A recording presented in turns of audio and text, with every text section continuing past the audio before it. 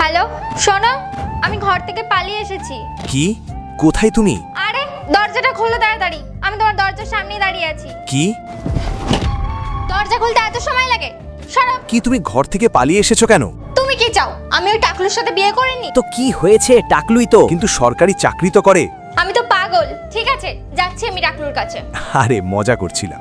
আচ্ছা ঠিক আছে, কিন্তু তোমাদের বাড়ির অবস্থা এখন কি রকম? আল্লাহর এই সুন্দর নামটি দেখে যে ভিডিওতে লাইক করে চ্যানেলটি সাবস্ক্রাইব করে দিবে, হে আল্লাহ তুমি তাদেরকে হজ করা তৌফিক দান করো। কি আর সিচুয়েশন হবে, আমি অনেক চেষ্টা করেছি, তাও বাবা মা মানছে না। ওনারা বলছে একটা ভিখারির সাথে বিয়ে দেবে, তাও তোমার সাথে বিয়ে দেবে না। এই জন্য আমি তোমার কাছে চলে এসেছি। তার মানে তোমার বাবা মার সম্পর্কটা মানিনি। জানো কোয়েল, এরকম পালিয়ে বিয়ে করা ঠিক না। তুমি পরিবারে বড় মেয়ে, তোমাকে নিয়ে অনেক স্বপ্ন তাদের। এটা ঠিক না কোয়েল। বুবাই, তোমার কি মনে হয় আমার বাড়ির লোকের কথায় আমি তোমাকে ছেড়ে দেব?